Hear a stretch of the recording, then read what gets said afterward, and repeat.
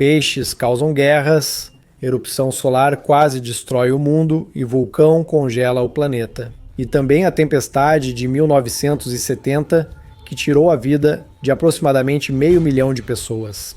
Não se tratou só de uma catástrofe natural.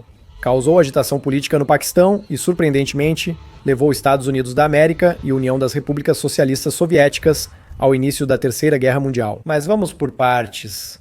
Assim, em 12 de novembro de 1970, o rádio transmitiu outro alerta de tempestade. O locutor repetia: Código Vermelho 4. Pode parecer algo alarmante, mas naquela época ninguém entendia o que significava, por isso ninguém se preocupou muito. Manpura, um estádio da Índia, já estava acostumado a esse fenômeno natural. Quase todos os anos eram afetados por um ciclone ou pela ameaça de um. Então, os moradores locais mal prestavam atenção à tempestade. Mas daquela vez foi diferente. Ninguém explicou para eles que Vermelho 4 era um novo nível de alerta. Basicamente, é um sinal de catástrofe iminente. Corram para áreas altas imediatamente, inclusive nas ilhas próximas. Ainda era usada a antiga escala de 10 pontos. Pense na reação. Ao ouvir 4, muitos acham, não é 10, então não deve ser tão sério. Eles ignoraram e seguiram seu dia. Em poucas horas, o oceano devastou a costa e submergiu casas de 2 andares. O nordeste da Índia e o que na época era o Paquistão Oriental foram atingidos pelo ciclone tropical mais mortal da história. Empurrava uma onda gigante de cerca de 10,5 metros de altura uma enorme parede de água. Ilhas planas como Bol sumiram do mapa e as aldeias de pescadores desapareceram. Ninguém realizou censos, então não há um número exato de vítimas, mas a magnitude aproximada é evidente. 500 mil mortos, um número inacreditável. O ciclone se dissipou rapidamente ao entrar no continente, mas deixou prejuízos de cerca de 86 milhões de dólares. Mais tarde, reconheceu-se oficialmente que esse ciclone foi uma das catástrofes humanitárias mais mortais da história. Na região de Tasmudin, que foi a mais afetada, mais de 45% dos habitantes locais morreram. A população era de aproximadamente 167 mil pessoas, e quase metade desapareceu em uma única noite. O vento destruiu tudo, atingindo 185 km por hora e rajadas de até 240 km por hora. Tudo isso ocorreu em um lugar de máxima vulnerabilidade. Em 1970, no enorme delta dos rios Ganges, Brahmaputra e Meghna, viviam cerca de 30 milhões de pessoas. É uma das regiões mais populosas do mundo. O vento devastou a região como um martelo gigante, causando 500 mil mortes. Para entender a magnitude, basta comparar.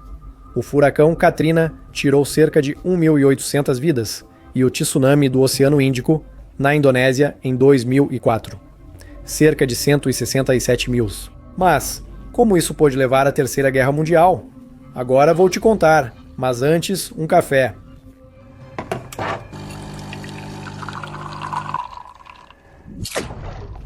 Esse ciclone não trouxe destruição apenas no sentido literal da palavra, também teve um forte impacto na política.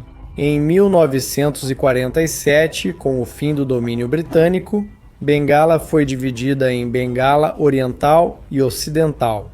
Em 1955, foi reorganizada novamente, criando o Paquistão Oriental e Ocidental. Eles tinham um governo comum, mas na verdade quase nada os unia, exceto a religião. A cultura era diferente, o idioma era diferente, os interesses eram diferentes. O Oeste rapidamente começou a introduzir medidas que o Leste percebia como discriminatórias. O conflito amadureceu como uma banana ao sol até que chegou o ciclone e tudo se desencadeou. Lembro discretamente que é preciso fazer algo embaixo do vídeo. A ajuda só chegou ao leste do Paquistão depois de vários dias. Para que você entenda, trata-se de uma região que está muito distante tanto física quanto culturalmente do poder. Ela está no oeste do Paquistão. Dizia-se que os líderes de lá davam prioridade ao fornecimento militar em vez dos envios humanitários. O governo tentou amenizar a situação. Inicialmente anunciou apenas 85 mil mortos. Não me entenda mal, também é muito, mas em comparação com os números reais, pode-se dizer que é pouco. No entanto, o mundo viu outra coisa. A ajuda internacional veio em massa. Grã-Bretanha enviou alimentos, Índia médicos e Estados Unidos da América helicópteros. Parece muito bom. mas a ajuda rapidamente esbarrou na realidade, na má logística e na corrupção. No início, apenas cerca de 10% da ajuda prometida chegava às vítimas. A mídia internacional criticou duramente as ações do governo paquistanês. Os líderes locais do Paquistão Oriental também não ficaram calados, e sua ira alimentou o nacionalismo bengali. O partido de oposição, Liga Awami, aproveitou essa ira, canalizou-a para as eleições de 1970 e venceu no leste do país. O Paquistão Ocidental não reconheceu os resultados, e os protestos levaram à Guerra de Libertação de 1971. O ciclone foi simplesmente um acelerador. Esse foi um dos motivos para o Paquistão Oriental declarar a independência de Bangladesh em 26 de março de 1971. Mas o preço foi alto. A guerra matou mais 3 milhões. Um momento. O que a Terceira Guerra Mundial tem a ver com tudo isso? No auge da Guerra Fria, quando Estados Unidos da América e União Soviética já se enfrentavam, ambas as superpotências foram inesperadamente envolvidas na Guerra de Libertação de Bangladesh em 1971. O conflito local virou uma guerra envolvendo as maiores potências mundiais, inclusive com armas nucleares. Manobras militares, ataques diplomáticos, deslocamento de frotas para apoiar os aliados, e o mundo de repente se viu à beira de uma guerra nuclear real. Muitos temiam que o mundo logo virasse cinzas radioativas.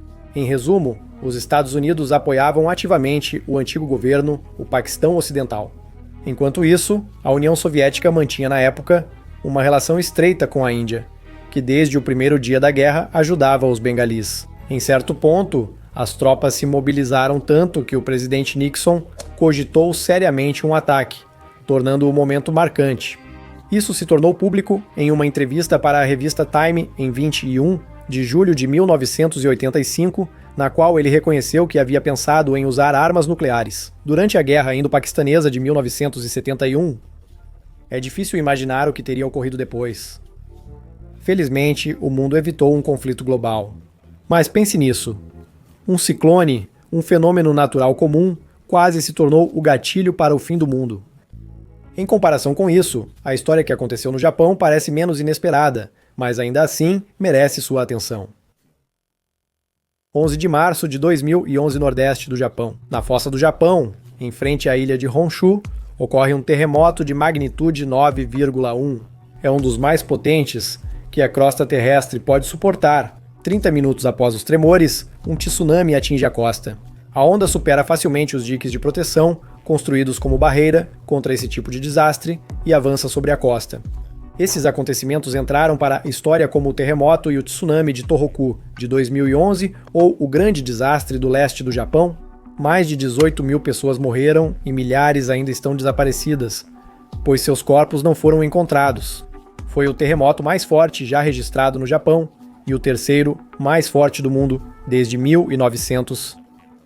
Simplificando bastante, a causa foi que na fronteira entre duas gigantescas placas tectônicas, a do Pacífico e a da América do Norte, existe uma falha. Essa região sempre foi caracterizada por sua alta sismicidade. Havia terremotos e tsunamis, mas de tamanha magnitude, não. Isso já era um novo nível. Em 11 de março, a onda chegou a quase 40 metros, em partes da província de Iwate. É como se um prédio de 10 andares caísse sobre você. Os pesquisadores descobriram que o tsunami afetou cerca de 2.000 quilômetros da costa pacífica do Japão, no interior do país. Os danos foram devastadores. Mais de 123 mil casas foram completamente destruídas e quase 1 milhão a mais sofreram danos. Quase todos esses danos foram causados pelo tsunami, não pelo terremoto. Mas a catástrofe não se limitou ao Japão. As ondas foram registradas por instrumentos em 25 países da região do Pacífico, na Antártida e até mesmo na costa oeste do Atlântico. No Brasil, ocorreu um raro e complexo terremoto duplo, com 2 a 3 minutos de tremores contínuos. Uma área do fundo do mar, com cerca de 650 quilômetros, se moveu horizontalmente entre 10 e 20 metros. O Japão realmente se deslocou vários metros para o leste e parte da costa afundou cerca de meio metro. E isso foi apenas o início. A usina nuclear Fukushima 1 está em Okuma, província de Fukushima, na costa leste do Japão, a cerca de 220 quilômetros de Tóquio. E como vimos, a localização não é adequada. Quando houve o terremoto, os sistemas da usina detectaram e desligaram os reatores automaticamente. É uma medida de proteção padrão. Os geradores a diesel de emergência foram ativados para manter o bombeamento do líquido de refrigeração, já que mesmo depois de serem desligados, os reatores continuam literalmente incandescentes. Mas então surgiu um segundo problema, muito pior. Uma onda gigante atingiu a costa, passou pelo muro de proteção, inundou a usina e desligou os geradores de emergência. Sem energia elétrica, os sistemas de refrigeração falharam e os trabalhadores tentaram restabelecer a eletricidade, mas o tempo já era desfavorável. Nos dias seguintes, o combustível de 3 reatores superaqueceu e derreteu parcialmente as zonas ativas. Esse é o fenômeno conhecido como fusão nuclear. Também ocorreram explosões químicas na usina, que danificaram gravemente os prédios. Substâncias radioativas vazaram para a atmosfera e o Oceano Pacífico. As evacuações começaram e a zona de exclusão só fez aumentar. Como resultado das explosões, pelo menos 16 trabalhadores da usina ficaram feridos e dezenas de outros receberam doses de radiação. Ao tentar resfriar os reatores e estabilizar a situação de alguma forma, foi informado que 3 deles foram levados ao hospital com altas doses de radiação. O acidente foi classificado no nível 7, o mais alto da escala internacional de acidentes nucleares. A razão é simples. As enormes emissões de radiação continuaram por 4 a 6 dias. À primeira vista, parece que o acidente na usina nuclear japonesa Fukushima 1, em 2011, não tem nada a ver com o de Chernobyl. Menos pessoas tiveram irradiação grave, e os impactos nos países vizinhos não foram tão sérios. A contenção não pareceu mobilizar todo o estado, e mais importante, o mundo não sofreu impacto como em 1986.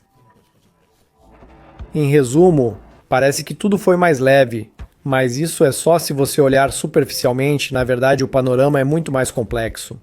Vamos começar por um fato simples. Na usina não há apenas um reator danificado, mas 3. No total, são 6, mas são justamente 3 que pararam de funcionar. O que significa 3 crises distintas, 3 zonas de risco, 3 conjuntos de problemas. E essa tragédia tem consequências que não aconteceram em Chernobyl. Em primeiro lugar, porque o Japão é um país insular, seus aquíferos e ecossistemas estão intimamente ligados ao oceano. A radiação que chega às águas subterrâneas não fica presa debaixo da terra, mas vai para o oceano, e o oceano é um só para todos. Há outro detalhe em que poucos pensam. Ao contrário de Chernobyl, onde tudo está cercado por uma enorme zona de exclusão, o Japão simplesmente não podia se dar ao luxo de isolar fisicamente grandes extensões de terra. A terra é escassa e o país densamente povoado, por isso não foi possível fechar totalmente Fukushima. Ocasionalmente, ônibus regulares e carros circulam pela zona de exclusão. Sim, parece absurdo, mas é a realidade. A vida lá continua de certa forma, e o risco não desapareceu. Após o acidente em Fukushima, as áreas mais atingidas ficaram ao noroeste do reator, sobretudo na prefeitura de Fukushima. Fora do Japão, a situação foi muito mais branda, já que o nível de contaminação por materiais radioativos foi baixo. As medições realizadas em todo o mundo após o acidente mostraram que a maior parte das emissões foi direcionada para o Oceano Pacífico. Cerca de 80% das substâncias radioativas foram levadas pelo vento para o mar. Elas se dispersaram pelo hemisfério norte, se misturaram com a atmosfera e se enfraqueceram. Mas, e se o vento tivesse soprado em outra direção? Na verdade, o Japão e o mundo todo tiveram muita sorte. O clima salvou a situação. Se as correntes de ar tivessem sido menos favoráveis, as consequências poderiam ter sido mais graves do que em Chernobyl. Veja do lado de fora da usina. O maior perigo não é a radiação do reator destruído, mas as partículas radioativas liberadas na atmosfera. Elas formam uma trilha que se move com o vento. Essas partículas continuam se decompondo e emitindo raios gama. E quando essas substâncias entram no organismo pelo ar, pela água ou até mesmo pela pele, começam a irradiar de dentro para fora. A catástrofe de Fukushima poderia ter sido ainda pior, caso fatores desfavoráveis tivessem ocorrido, levando ao derretimento total do combustível e destruição da carcaça do reator. Os materiais radioativos teriam subido para a atmosfera, e o vento teria levado essa nuvem para o continente. Assim foi o rastro radioativo de Chernobyl, e neste mapa é mostrado até onde a radiação chegou com o vento. Você imagina se Fukushima tivesse sido pior que Chernobyl e o vento levado a radiação para o continente, não para o oceano? Então, regiões densamente povoadas como Rússia, China e as duas Coreias teriam sido afetadas. São milhões e milhões de pessoas. Aumento de doenças e impactos ecológicos duradouros. E já não seria uma catástrofe apenas para a região, mas para todo o planeta, que com Fukushima nós escapamos facilmente. Poderia ter sido como a erupção do século XIX. Tambora é um vulcão na costa norte da ilha de Sumbawa, Indonésia. Em abril de 1815, entrou em erupção de tal forma que ainda é considerada a maior erupção que a humanidade já presenciou. Tudo começou em 5 de abril com tremores e cinzas quentes, até que, na noite de 10 de abril, houve a grande explosão. O que aconteceu depois parecia cena de fim do mundo.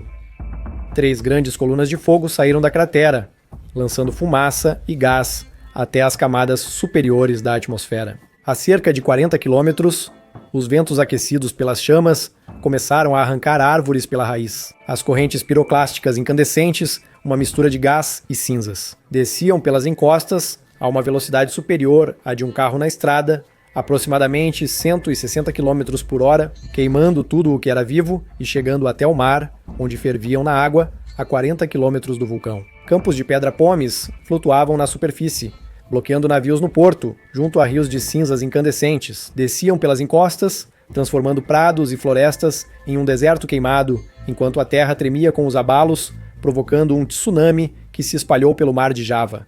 A cinza continuou caindo por semanas. Casas a centenas de quilômetros de distância desabaram sob o peso dela. Fontes de água doce foram contaminadas e colheitas, e florestas pereceram. Na China e no Tibete, o frio incomum matou árvores, arroz e búfalos, enquanto as inundações destruíram o restante das colheitas. Só como resultado da erupção, pelo menos 10 mil habitantes morreram, e outros 35 mil lares foram destruídos. Vulcanólogos veem a erupção do Tambora como a mais potente e destrutiva da história. Cerca de 150 quilômetros cúbicos de cinzas, pedra-pomes, outras rochas e aerossóis, incluindo 60 megatons de enxofre, foram lançados na atmosfera. Essa suspensão de partículas finas ficou retida na atmosfera e começou a refletir a luz solar. A Terra recebeu menos energia solar e a temperatura média global caiu cerca de 3 graus. As ilhas próximas foram as mais afetadas. Aproximadamente 80 mil pessoas morreram de doenças e fome, já que cultivar alimentos tornou-se impossível. Até as regiões mais distantes sentiram o impacto. Em 1816, a Europa Ocidental e o leste da América do Norte sofreram com nevascas e geadas estranhas e repentinas. Em junho, julho e agosto, as colheitas se perderam, houve fome e o ano ficou conhecido como o Ano Sem Verão. Naquele tempo, a ciência era menos avançada, mas pessoas do mundo todo perceberam que algo estava errado. Até mesmo Thomas Jefferson, um dos presidentes dos Estados Unidos, quebrava a cabeça em suas anotações pessoais, tentando entender por que o clima havia mudado de forma tão drástica. Claro, ele tinha ouvido falar da erupção do Tambora, mas não relacionou esses acontecimentos. Ele não comparou a cadeia de vulcões ao caos climático. Sinceramente, nenhum dos cientistas da época estabeleceu essa relação. No noroeste dos Estados Unidos da América, em maio de 1816, o clima parecia ter regredido, segundo os moradores. As geadas de verão atingiram a Nova Inglaterra e até mesmo regiões do sul, como a Virgínia. Em junho nevou e as pessoas voltaram a sair de trenó em pleno verão, uma situação totalmente surrealista. As más colheitas de 1815 e 1816 afetaram o bolso dos fazendeiros americanos. E aqui está o paradoxo: a colonização do centro dos Estados Unidos da América foi influenciada por um vulcão que entrou em erupção a 16 mil quilômetros de distância. Milhares deixaram a Nova Inglaterra buscando clima normal a oeste do rio Ohio. Essa imigração ajudou Indiana a virar estado em 1816 e Illinois em 1818. Claro, o clima não foi o único fator, mas desempenhou um papel inesperadamente importante. Enquanto isso, na Europa e na Grã-Bretanha, o verão de 1816 foi muito chuvoso, a Irlanda teve 8 semanas de chuva ininterrupta. As batatas apodreceram na terra, houve uma fome, a perda da colheita de milho e trigo foi tão massiva que o historiador John Post mais tarde a chamou de a última grande crise alimentar do mundo ocidental. E após a fome, vieram as doenças. No fim de 1816, uma epidemia de tifo atingiu a Irlanda, matou milhares e se espalhou pelas Ilhas Britânicas. Nos anos seguintes, na Suíça, em 1816, ano úmido e chuvoso, surgiu inesperadamente outra onda, a criativa. O verão opressivo inspirou as histórias sombrias que conhecemos hoje. Foi então que surgiu o livro Frankenstein, e o verão frio teve um papel importante em seu nascimento. Neste século, houve outro evento global. Em agosto de 1859, astrônomos notaram um número incomum de manchas escuras no Sol. Um pesquisador observou um brilho intenso de luz branca que durou cerca de 5 minutos. Agora se sabe que era uma ejeção de massa coronal, gás quente ou plasma expulso da coroa solar, a camada externa do Sol. Esse plasma viajou até a Terra e colidiu com a magnetosfera, região ao redor do planeta onde o campo magnético é mais intenso. O impacto provocou uma forte perturbação que foi chamada de tempestade geomagnética. A tempestade geomagnética de 1859 foi a maior já registrada. Afetou os equipamentos de alta tecnologia da época, as linhas telegráficas. Os operadores de telégrafo viram faíscas saindo de seus aparelhos e as estações pegando fogo, a Terra mergulhou no silêncio. As comunicações telegráficas globais foram interrompidas. Foram relatadas faíscas saindo dos aparelhos telegráficos, trabalhadores levando choques elétricos e até papéis pegando fogo com essas faíscas. O céu foi outra surpresa. As auroras boreais brilhavam com tanta intensidade que pessoas do mundo todo não entendiam o que estava acontecendo. Auroras boreais foram vistas em Cuba e Honolulu e auroras austrais em Santiago do Chile. Para muitos era a primeira vez que viam essas luzes no céu e ninguém sabia como reagir. Quando os telegrafistas voltaram ao trabalho no dia seguinte, ainda sentiam as consequências do evento de Carrington. A atmosfera estava tão carregada que os funcionários da American Telegraph Company não conseguiam enviar ou receber mensagens.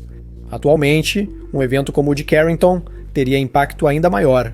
No pior dos casos, poderia haver falha no posicionamento global por satélite.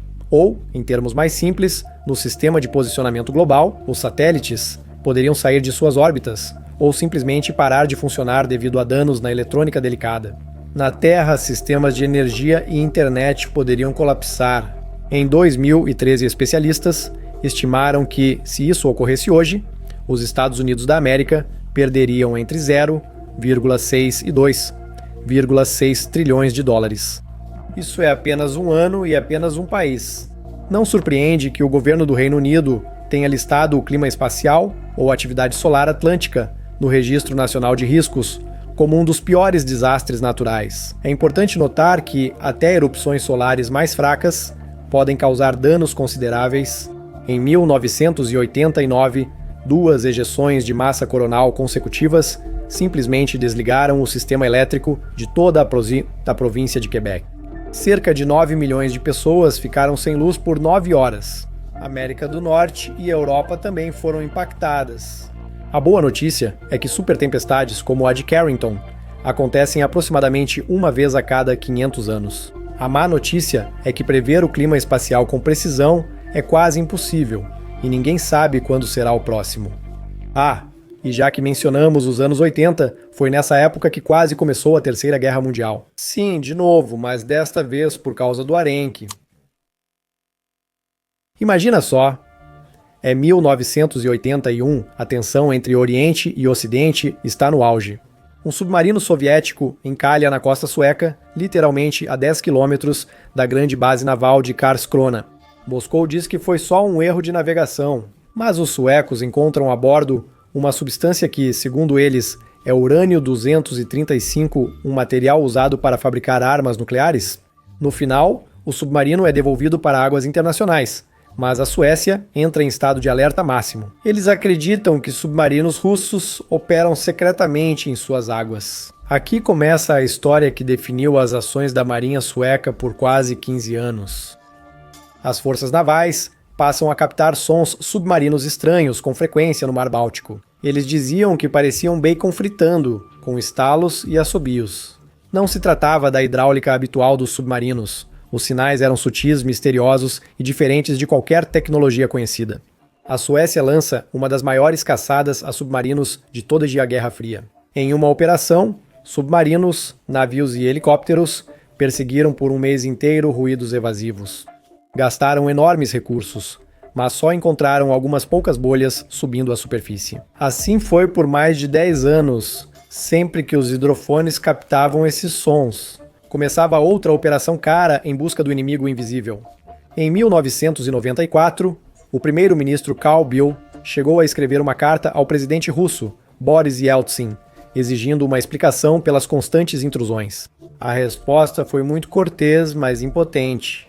A Rússia afirmou que não fazia ideia do que se tratava, enquanto os militares suecos estavam convencidos de que era uma nova geração de submarinos soviéticos. Muito silenciosos, conseguiram entrar em águas territoriais sem serem detectados, deixando só um rastro acústico estranho.